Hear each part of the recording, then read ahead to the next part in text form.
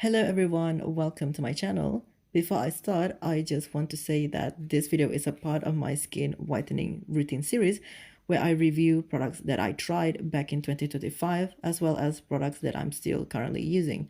I'll leave a link to my skin whitening routine playlist in the description box below. And yes, more reviews are coming. So today I'm going to review a sunscreen product that I've been using since 22 October 2025, and as of March 2026 I'm still using it. This is actually my last bottle of Nivea Repair and Protect, and once I finish it I'll be switching to Nivea Radiant and Smooth. In this video, I'll also briefly mention Nivea Body Serum Vitamin C and E because I used that product before Repair and Protect from 14 July 2025 until October 2025. So I do have experience using this trio of products. I'll try my best to give you, my viewers, the most accurate and useful information based on my real usage. And before I end this chapter, just a quick disclaimer. I bought all these products with my own money. I'm not sponsored, and everything I share in this video is purely of my own opinion. That said, I'll do my best to keep my points aligned with available research.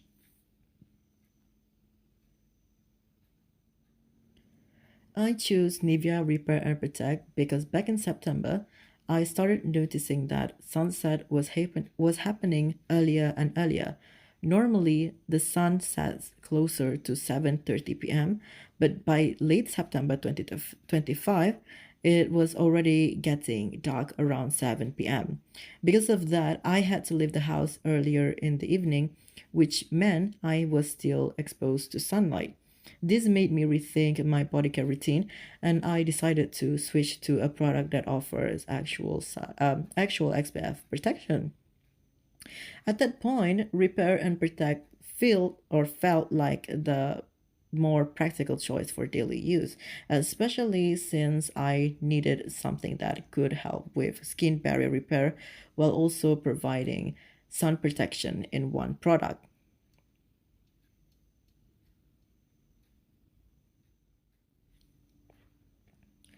For texture, I'm going to start with Nivea Radiant and Smooth first. Out of all products I'm mentioning in this video, this one has the lightest texture, even when compared to the Nivea body serums like vitamin C and E. What I meant by that is that it absorbs almost instantly and it also feels less greasy than the others. However, the new formulation of Radiant and Smooth comes with titanium dioxide. Because of that, after application, your skin can develop a white cast, and unfortunately, it's not the good kind of white cast. Instead, your skin can look a bit ashy or grayish, and it doesn't blend well at first. Honestly, I don't understand why this ingredient was added to this product, but since it appears quite low on the ingredient list, I doubt it contributes much to the UV protection. My guess is that it's there to create a tone up effect or a glow effect. But if you have a darker skin tone, this may not look very natural. There is a way to fix this. After applying Radiant and Smooth, wait for a few minutes and then gently blend the lotion again, and the grayish look usually disappears. Even so, I personally don't like it. To me, it behaves a bit like a cheap tone-up lotion. I did consider switching to Nivea Firm and Smooth, but after checking the ingredients, I noticed that it also contains titanium dioxide. Since I don't currently own the product, I'm not sure if it produced the same level of white cast or not. So, if you generally don't like tone up effects or white casts, you might want to consider either Nivea body serums or Nivea Repair and Protect instead. Now, moving on to Nivea Repair and Protect, this one has a slightly thicker texture. It does change It does take a little more time to fully blend in into the skin, but the finish looks more natural.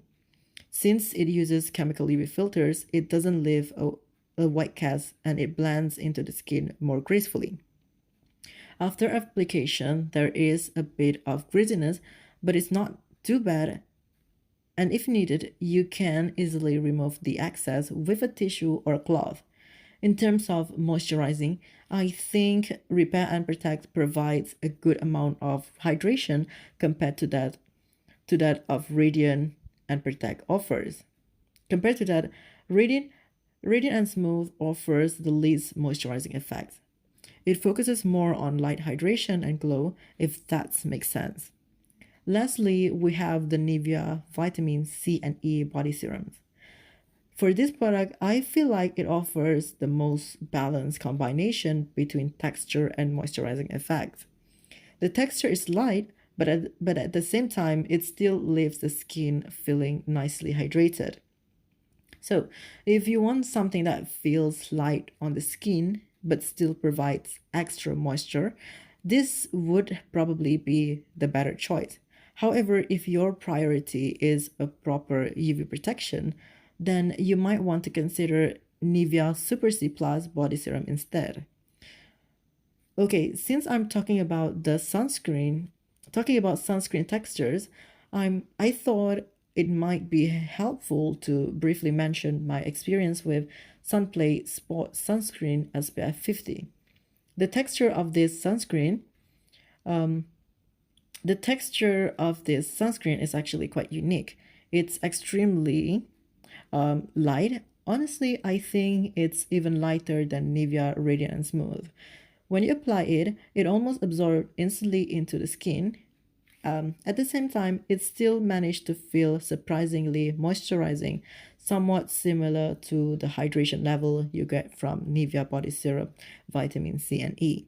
However, because it's designed to be water-resistant sunscreen, there is still a bit of that extra greasiness or slick feeling after application. That's actually expected with sports sunscreen, since the formula needs to stay on the skin even when you sweat or comes into contact with water. So overall, it's very interesting texture, very light when spreading, but slightly greasy afterward due to its water-resistant formula. Now let's talk about the smells. If you use products from Nivea before, you probably already know these products have how this Nivea product has a very distinct Nivea smells. For me, Repair and Protect has a slightly stronger lychee-like scent, and it actually reminds me quite a bit of the fragrance used in Nivea Super Tan Body Serum. On the other hand, Nivea Radiant and Smooth has a lighter fragrance. The scent is quite subtle and almost unnoticeable after application. Overall, I think both fragrances are quite pleasant and neither of them feels overwhelming during normal use.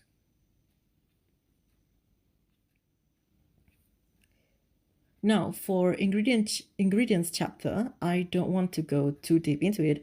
If you're interested in the skin whitening ingredients or the UV protection, I've made a separate chapter for those topics. For this section, I mainly want to talk about one of the Nivea's products marketing claims, which is the 8 superfood ingredients used in products from Nivea. One thing to keep in mind is that Nivea has actually been using plant extracts in their formulas for many years, even before they started using the 8 superfood marketing term. So, this concept is most likely introduced to align with the current trend where consumers are more interested in natural, clean beauty products. So, what exactly are these 8 superfoods and what they actually do? To be honest, the 8 superfood concept is a marketing highlight. These ingredients may provide small antioxidant benefits and possibly minor conditioning effects, but they are not the ingredients doing the heavy lifting in the formula. In other words, they are not responsible for the main function of the product. For example, if we talk about skin brightening, the formula already contain ingredients that are more directly linked to that effect, such as sodium ascorbyl phosphate and licorice extract. And when it comes to hydration, the product mainly relies on a well-known moisturizing ingredients like glycerin, which is a very common and effective ingredient used to draw moisture into the skin. So you can think of the 8 superfood more as a supporting ingredient. This might contribute a little to the overall formula, but they are not the main active components that drive the product's performance.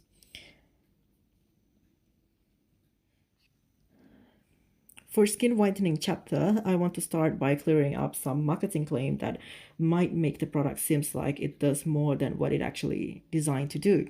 Let's start with the 50 times or 40 times vitamin C claims used in the Nivea Extra Bright Body Lotion range. To understand this, we actually need to look at how the marketing evolved over time. In the older formulation, before the Extra Bright line existed, the products were called Nivea Extra White Body Lotion. Back then, when Nivea mentioned 50 times vitamin C, what they meant was the natural vitamin C content in camu camu or chamu chamu compared to a lemon. Now, with the new Extra Bright line, the meaning has changed slightly. The 40x or 50x vitamin C claims is actually comparing the Extra Bright products to Nivea Intensive Moisture Body Milk, which does not contain vitamin C ingredients. Another change I noticed is that the old deep white essence concept from Nivea Extra White line has now been replaced with something they called vitamin C microparticles.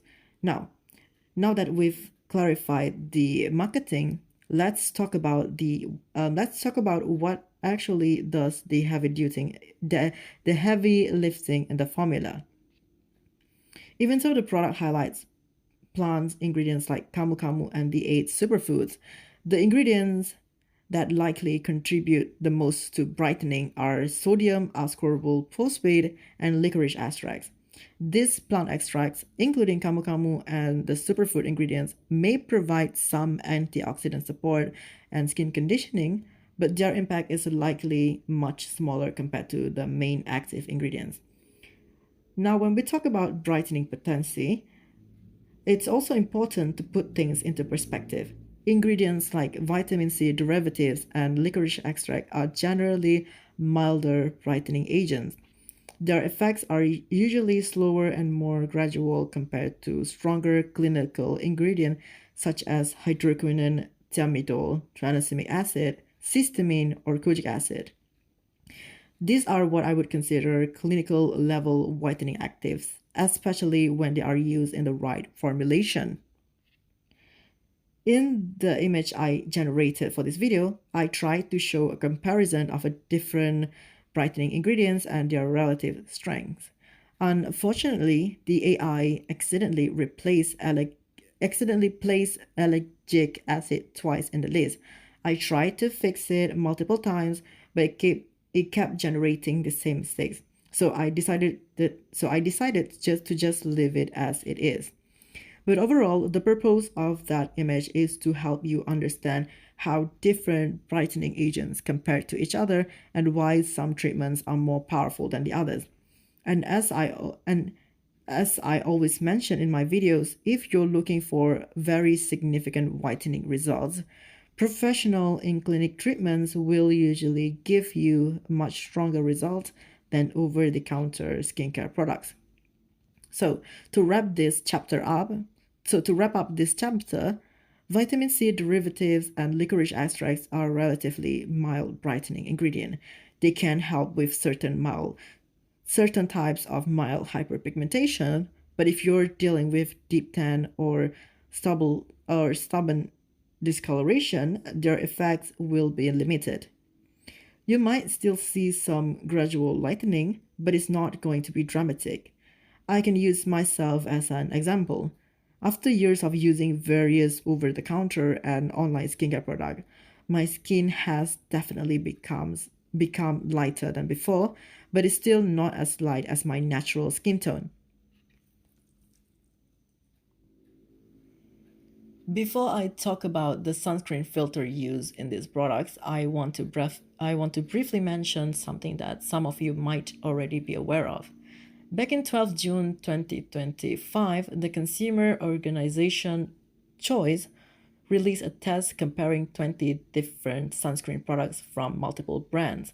In that report, two sunscreen products from Nivea were found to have SPF levels lower than what was advertised on the packaging. Now, this test was specifically conducted on dedicated sunscreen products, not on body lotions or body serums. However, when news like this comes out, it, it naturally raises questions for consumer. Because of that, some people might wonder whether other products from the same brand that contains SPF, such as body serums or lotion like Repair and Protect, could potentially have SPF values that differ from what is stated on the label. Of course, without proper laboratory testing, we cannot say for certain whether that is the case.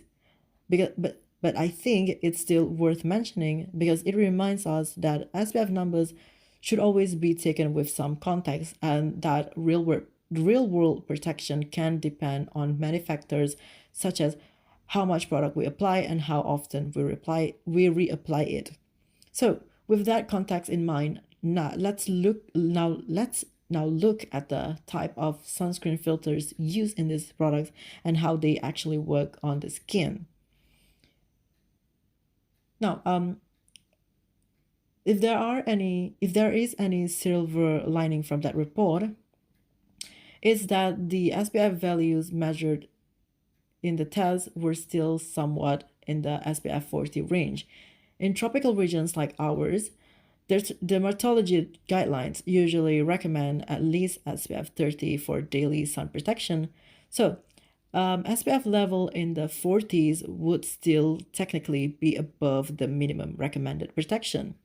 However, this is still makes me however, this still makes me wonder about the actual SPF performance of products like Nivea Repair and Protect.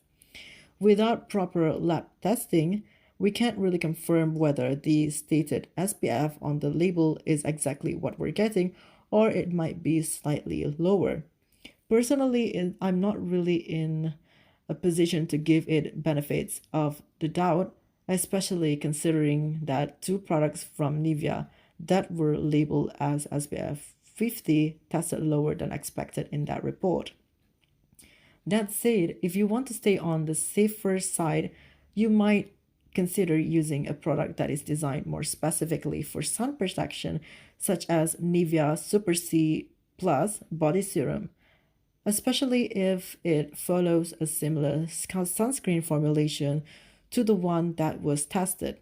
In general, when it comes to UV protection, I always recommend thinking of body lotion with SPF as an additional daily protection rather than relying on them as your only sunscreen, particularly if you're spending long periods of time outdoors.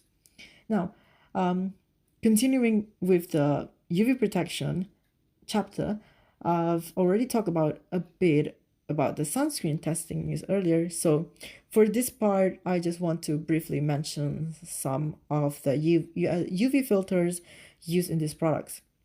Let's start with the main difference between Nivea Repair and Protect and Nivea Radiant Smooth. For Repair and Protect, the product mainly uses chemical sunscreen filters including octocrylene, insulizole, and avobenzone. On the other hand, Radiant and Smooth uses hybrid filter system. It combines chemical filters like octinoxate and avobenzone together with the mineral filter titanium dioxide. So essentially, Repair and Protect relies entirely on chemical filters while Radiant and Smooth uses both chemical and mineral filters. Between the two USB filters used here, octocrylene is generally considered more stable than octinoxate, especially when the skin is exposed to sunlight. This is because octocrylene tends to degrade more slowly under UV exposure, which can help maintain more consistent protection. Another thing I always like to point out is that a product with a clear stated SPF number is usually more reassuring than a product that only claims to contain UV filters, but not clearly stated the SPF level, at least for the Malaysian version. This difference is quite noticeable. The SPF value is clearly stated for the repair and protect, while some version of Radiant Smooth don't always emphasize the SPF level. That being said, I'm aware that in some other regions, there are versions of Radiant Smooth that are labeled with SPF 15. So the formulation and labeling may vary depending on the market. One last thing before I end this chapter, no matter how high the SPF or PA rating a sunscreen claims to have, even if the protection is completely legitimate, you should always remember that sunscreen should be your last line of defense, not your first. Your first line of defense should always be reducing your overall exposure to sunlight and excessive heat whenever possible. If you can, try to wear long sleeves, use a hat, or even carry an umbrella when you're outdoors. These simple protective measures can often provide more consistent protection than relying on sunscreen alone. And if you're worried about vitamin D deficiency from avoiding too much sun, exposure, you can always compensate by including foods rich in vitamin D in your diet.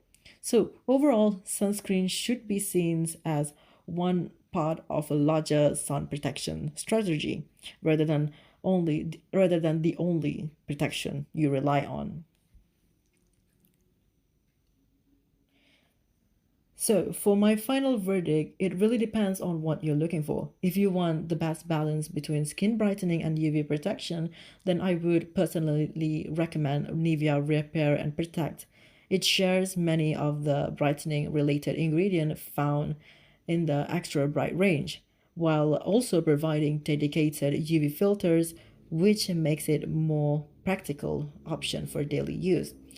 If you prefer something that feels lighter on the skin, especially for the times when sun exposure is minimal, like very early in the morning or later in the evening, the Nivea Radiant and Smooth might be a better option. It has a lighter texture, although you may have to deal with the white cast effect that I mentioned earlier.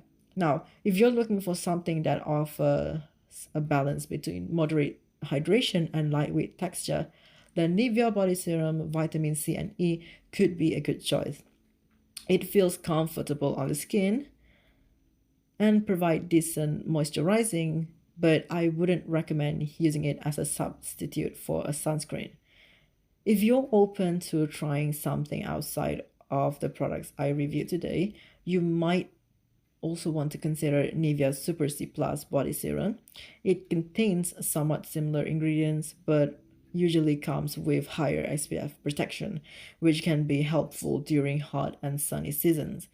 And if your goal is a stronger skin brightening, then you might want to look into Nivea Vitamin C plus AHA Body Serum, since AHA ingredients can help with skin renewal and gradual brightening. Alright, I guess that's all for today. If you have any questions, feel free to leave them in the comment section below.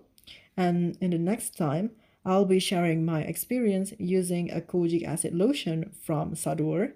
So stay tuned for that one. I'm Mrizal0415 signing off.